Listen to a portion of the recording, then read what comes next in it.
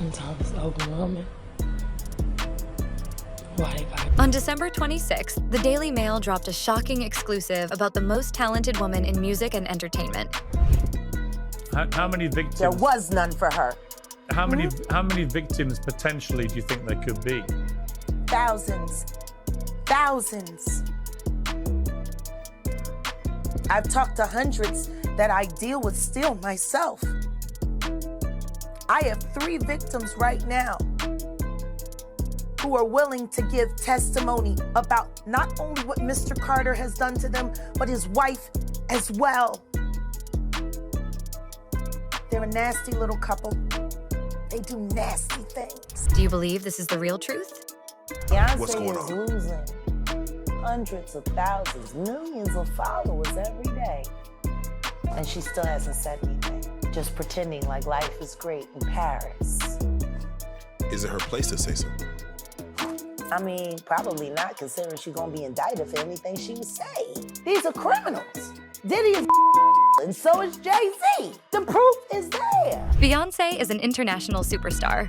But now she's been accused of using her oldest daughter, Blue Ivy Carter, to save her husband, Jay-Z. Blue, what makes me super proud and I still get goosebumps seeing her walk on stage is because Blue's been born into this world that she didn't act. She's been born into a life she didn't act. So since she was born, she's been in public eye and everyone having an opinion of, even a little girl, how she keeps her hair. So for her to be on that stage and reclaim her power, and the song is called My Power, and it just, you can't write a better script. I know her. Yeah, I know so you I know do. how nervous she was. Yes. I know how frightened she was. She wanted to do it. You need to listen to this because it's crazy. The Daily Mail claimed that Beyonce needed a welcome distraction from Jay-Z's mess. Mogul Jay-Z. His name has been revealed. The allegation is that he and Diddy raped a 13-year-old girl at an after party in the year 2000 after the MTV Video Music Awards. Now, Jay-Z is denying these allegations. In a statement he posted to his X account, he denies the allegations and questions why this was done civilly, why this civil lawsuit was filed demanding money, and why a criminal complaint has not been made. He writes, quote, "My lawyer received a blackmail attempt called a demand letter from a lawyer named Tony Busby. What he had calculated was the nature of these allegations and the public scrutiny would make me want to settle. No, sir, it had the opposite effect. It made me want to expose you for the fraud you are in a very public fashion. So no, I will not give you one red penny." End quote. So that was what Jay-Z said publicly on his X account. In a statement to ABC News, that attorney, Mr. Busby, said, quote, "The pleading speaks for itself. This is a very serious matter that will be litigated in court." They previously reported on December 9th that Jay-Z was outed as Celebrity A in the bombshell court filing by an anonymous victim. She's legally referred to as Jane Doe, and she's accusing Sean Diddy Combs, Jay-Z, and a still unnamed female star of shocking physical mistreatment when she was just 13 years old. Just coming out this evening, Jay-Z is being accused of a minor along with Diddy at a MTV VMAs after party back in 2000, according to documents obtained by Fox News Digital tonight. The lawsuit, which was initially filed back in October, was refiled tonight in New York by an anonymous accuser claiming Jay-Z, whose full name is Sean Carter, her while Combs and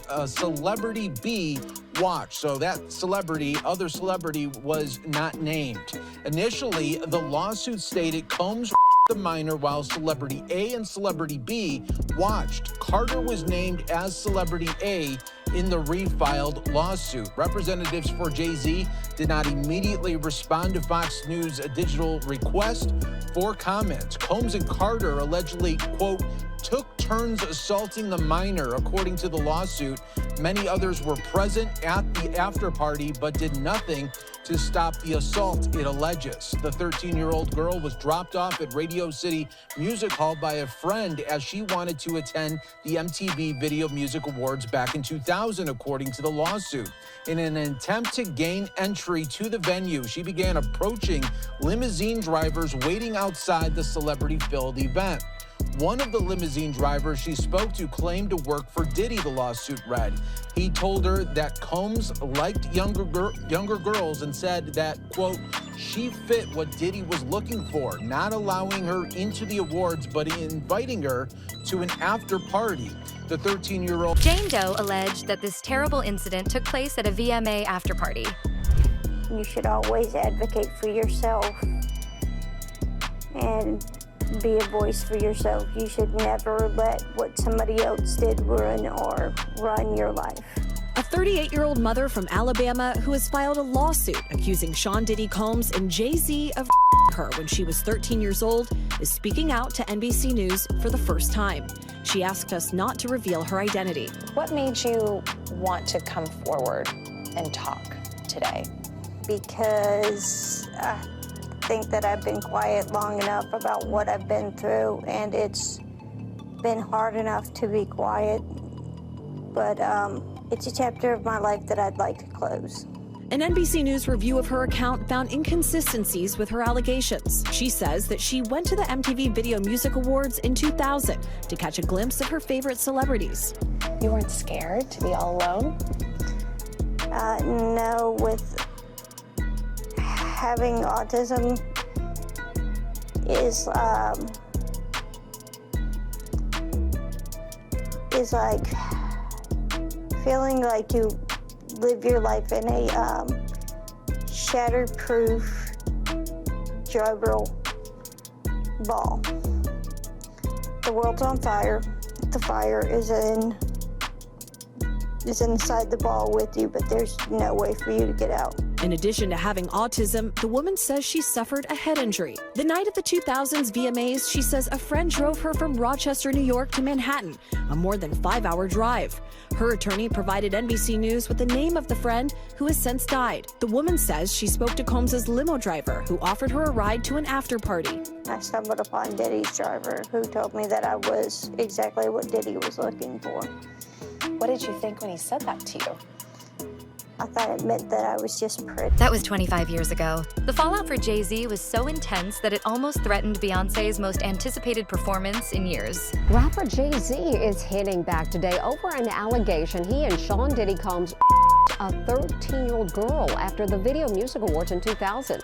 He says it's blackmail, but the biggest heartbreak, he says, is for his family, including his wife, Beyonce, and their eldest daughter, 12-year-old Blue Ivy. The allegations against Jay-Z, whose real name is Sean Carter, and P. Diddy, comes in a civil lawsuit in which the young woman says she was drugged and that Sean Combs aggressively approached with a crazed look in his eyes, grabbed her and said, "You are ready to party."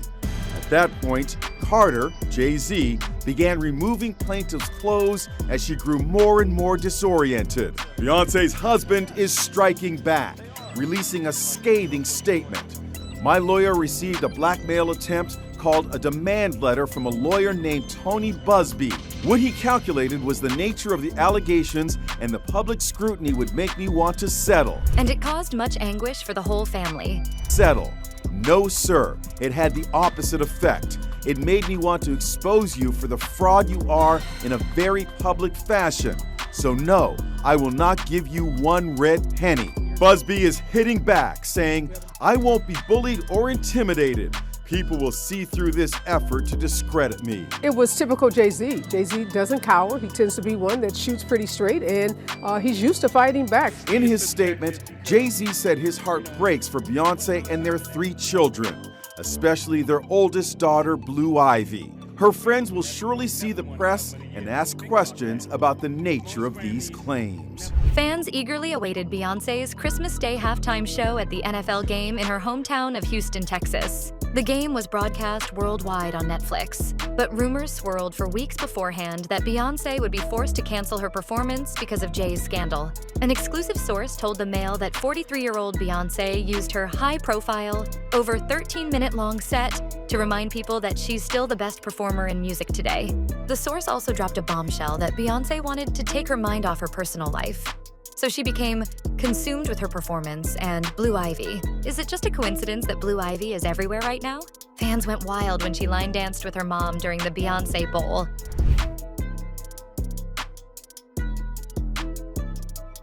This Christmas, Beyonce gave us an unforgettable halftime show that included her eldest daughter, Blue Ivy, showing off her dancing chops. The Grammy winner took the stage during the Ravens vs. Texans game in her hometown of Houston, Texas, and debuted several songs off of her most recent album, Cowboy Carter. Beyonce dazzled at the start of the performance, entering on a horse as she sang 16 carriages. The Grammy winner then walked through the back of the stadium singing her cover of Blackbird. After tossing her cowboy hat, she then walked into bright lights, appearing at the center of the field in a bedazzled bodysuit and chaps, and began singing Ya Ya. During that song is when we get our first glimpse of Blue Ivy among the dancers directly behind her mother. Queen Bee brought out Shabuzi to sing their song Sweet Honey Buckin', and Post Malone to sing Levi's Jeans. Beyonce closed out the halftime show with her hit Texas Hold'em, where Blue Ivy got to show off her dancing skills front and center, even line dancing with her mom. The singer even changed one of her lyrics to include her eldest's name. The singer then ended with a literal bang, lifted over the field on a platform with a banner that said bang. Entertainment Tonight reported it like Blue Ivy stole the halftime show during Texas Hold'em, and Beyonce couldn't be happier. But according to different sources, there's another side of this story, and it's twisted. Blue Ivy is now 13 years old, the same age that Jane Doe was when the terrible incident allegedly happened. Rumors are flying around that Beyonce is thrusting Blue Ivy into the spotlight for a shocking reason. Rap and media mogul Jay-Z now accused of a 13-year-old girl in 2000 along with Sean Diddy Combs. Now, this lawsuit was originally filed back in October in the Southern District of New York, listing Diddy as the defendant. But it was just refiled today to include Jay-Z now, whose real name is Sean Carter. Of course, he's the husband of Beyonce.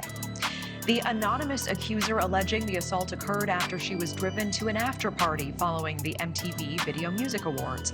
The suit says she was offered a drink that made her feel, quote, woozy, lightheaded, and felt like she needed to lie down. Shortly after, the suit claims Jay-Z and Diddy entered the room where she was resting, eventually sexually assaulting her. And now, just in the last hour, we are hearing from Jay-Z and his team of lawyers. They're denying the claim and say that they are the victims of blackmail, saying, quote, I will not give you one red penny, and my only... The whispers started following the premiere of the Disney animated movie Mufasa, The Lion King in Los Angeles. Beyonce and her daughter do the voices for two characters in this movie. Beyonce is Nala, and Blue Ivy is the lioness cub, Kiara. Let's go,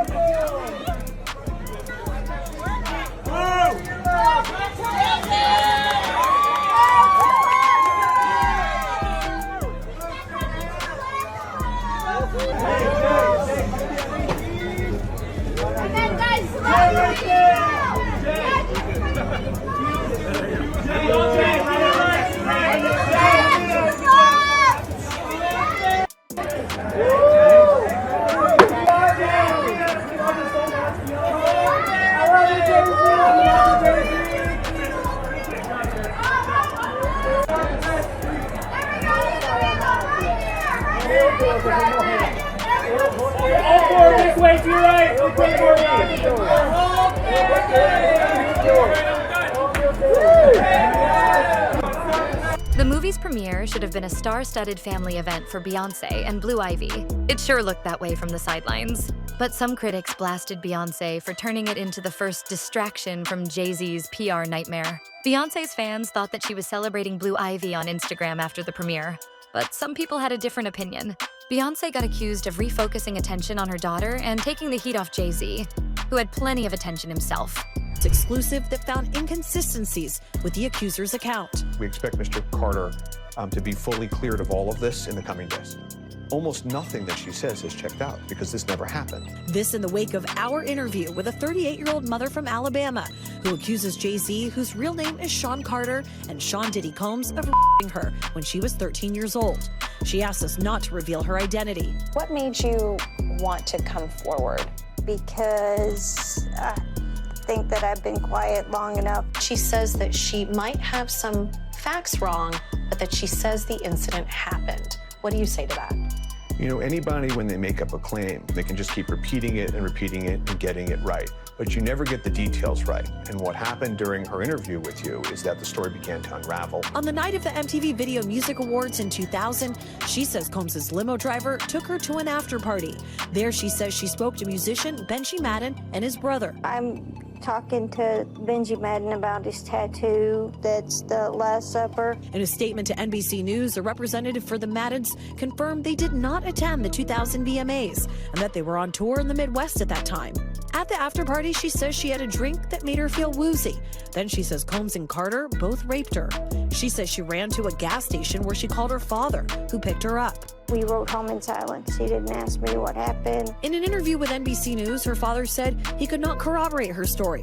I feel like I would remember that, and I don't, he said. The woman revealed to us that she has autism and previously suffered a head injury. In a follow-up phone interview, we asked her about the contradictions, and she said that she stands by her statements. This woman is standing by her story. It happened over 20 years ago. Maybe her memory is hazy. Maybe her father doesn't remember that night. No, she's doubled down on certain of these details. She says, I'm positive. She points out the tattoo. She talks about the tattoo in vivid detail. Turns out that's completely false. And the father is supposed to be picking her up. 10-hour drive, round trip to pick her up in the middle of the night. Has no memory of that. No one has come forward about this in nearly a quarter of a century, and that's because this... Her words even got twisted on social media. Beyoncé gushed over her gorgeous baby girl and called the movie premiere Blue Ivy's night. She wrote how hard Blue Ivy had worked on her character and what a beautiful job she did as the voice of Kiara. Beyoncé finished by telling her daughter to keep shining. The haters also went after Jay-Z for showing up at the premiere in the first place. How proud are you of Blue Ivy? So proud. How proud of you of Blue Ivy? Very. Shockingly, it was reported later that Jay-Z didn't want to go to the premiere. But after he got hit with that lawsuit, he allegedly didn't want to go into hiding. Either way, Jay-Z still got heat for posing on the red carpet with his wife, daughter, and mother-in-law, Tina Knowles. An ex-user accused Jay-Z of using Blue Ivy's event to save his reputation.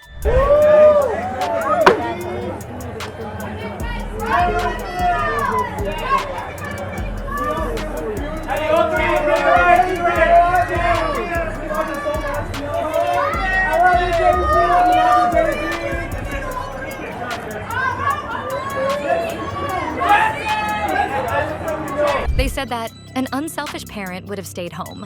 Beyoncé was right. Blue Ivy looked gorgeous at the premiere. But that's where this story gets explosive. Blue Ivy wore two stunning outfits on premiere night, both in shades of gold. Her red carpet look was a strapless gown designed by Christian Siriano. Later, she changed into a mini dress that glittered on stage. Fans thought that Blue Ivy looked like a princess, but some people didn't agree. Someone on X called Blue Ivy beautiful. But then they threw shade that, saying that she was a little girl made to look much older. This user called Blue Ivy's gown just far too mature of a dress. They even pointed to her cleavage on display, calling it disturbing. Other users on X went next level with their shade. The worst was someone who shockingly called Blue Ivy's designer ball gown wildly inappropriate. They said that it looked like her team was trying to launch her career. This user asked Disney if they were enabling this, and they even asked, did Jay-Z pick it out? Unfortunately, Beyoncé's glowing Instagram post got overshadowed in the comments section. Someone accused her of making Blue Ivy act too adult. And yet another person asked Beyoncé, don't you get tired of acting like everything is fine? And they burn out and they put out a new one, and they burn out and they put out a new one. People don't even listen to a body of work anymore. That was her instrument. But you didn't get brainwashed by her day-to-day life and what her child is wearing and who she's dating and, you know, all the things that really, it's not your business. In recent weeks, fans on social media have defended Beyoncé's actions. And a well-known Disney star from her generation spoke out during a recent talk show appearance. Christina Milian appeared on The Sherri Shepherd Show, and the two of them talked about Blue Ivy's red carpet fashion. Christina's opinion is that people who have anything to say about someone else's daughter, any minor, should just mind their business. Sherri agreed that Blue Ivy wasn't dressed inappropriately or seductively in see-through clothing. Sherri complimented Blue Ivy for appearing so poised at her big premiere. Hello magazine published an exclusive from an insider who worked with Beyoncé and Blue Ivy on Mufasa. Beyoncé allegedly required one condition to be met when she was working with Blue Ivy. The source was Mufasa's director, Barry Jenkins. He got interviewed at the London premiere of the movie, and he dropped some bombshells. He confirmed that Beyoncé and Jay-Z were not involved with Blue Ivy landing the role of Kiara, but Beyoncé still put her foot down, and her condition involving her daughter was non-negotiable. Barry revealed that Beyoncé insisted on always being on set with her daughter. If that sounds like diva behavior, Barry set the record straight. He confessed that he loved it when Beyoncé and Blue Ivy worked on the same day. He explained that they didn't work together a lot in the vocal booth, but that didn't matter. When Blue Ivy was doing her lines, Barry revealed how lovely it was to watch Beyoncé just be a mother, supporting her daughter. She did such a beautiful job, and I can't believe how natural she is, and I'm just proud of you. I'm so proud of you, and I can't believe how big and grown up you are. And I'm proud that she's gonna represent so many young brown girls around the world. Nobody's proud of them. He said that it was wonderful. Barry also spoke out about Blue Ivy's incredible work ethic. He raved about her coming to work so prepared, and he considers that to be Beyoncé's influence over her daughter. In an interview with People magazine, Barry said that he'd heard Blue Ivy narrating an audiobook called Hair Love. He explained that her parents weren't involved in her booking this film, and the real truth was that Barry just really loved Blue Ivy's voice. Barry said that Blue Ivy has this really wonderful innocence, but also the knowingness of a highly evolved child. Good Morning America also did an exclusive behind the scenes on Mufasa. Fans jumped at the chance to watch Beyoncé and Blue Ivy on set, and it's shocking to see Beyoncé get super emotional about Blue Ivy's performance. A teary-eyed Beyoncé said that hearing Blue Ivy's voice come out as Kiara was so amazing. She admitted that it was really hard to focus and do her job after that. Blue Ivy also called it a really amazing experience. She added, "Everybody that's a part of this is so helpful." And she said that Barry is a really sweet person. On December 31st, People reported on who makes the final choice with Blue Ivy's wardrobe. This also comes from an inside source. Shiona Turini is Beyoncé's go-to stylist. If you think Beyoncé controls her daughter's fashion, listen to this. Shiona styled all the performers during Beyoncé's halftime show, revealing, "You can play around with Blue Ivy's options because she will be different from anyone else, no matter what." She added that working with Blue Ivy is a lot of fun because it's just one independent special costume. And ultimately, she makes the final choice. But Beyoncé did change one thing during the halftime show. Did you notice the lyric change in Texas Hold'em? Beyoncé sang, "Then spin me in the middle, Blue, I can't read your mind." If Blue Ivy really spoke her mind, what would she say? What do you guys think? Do you think that Beyoncé's motives are pure, or is there something strange about her? Blue Ivy and Jay-Z. But here, Jay-Z trying to mimic, she's not worthy, she's nobody, is what he's trying to do. Pretty much is what he pretty much said to her. But the thing is there was infidelity that was happening that night. Both of them got caught doing things they weren't supposed to do. I believe there might have been some DV that happened. And people who know Mr. Carter knows he doesn't have a problem with putting his hands on his wife. Plenty of people know that to be true. Solange is different. Allegedly, Solange is different. She's old school Southern, and she loves her big sister, even when her big sister makes mistakes. She stood up for her sister. The most interesting thing about that, though, can we look at that one more time, Andy? They come in, and all of this, and then look, it almost looks like he's going to defend himself, but instead he prostrates himself, right? He lets Solange go nuts, and then he sits there and acts. He knows that camera's there. He knows where all the cameras are in that place. There's another footage, and I'll get it and I'll send it to you, of him with another woman approaching him aggressively, or it seemed like aggressively, and he's the crap out of her. Matter of fact, there's at least 5 different shows over the course of the past 15 years where he has physically women that came into his space that he didn't want anywhere near him. Let me know in the comments below.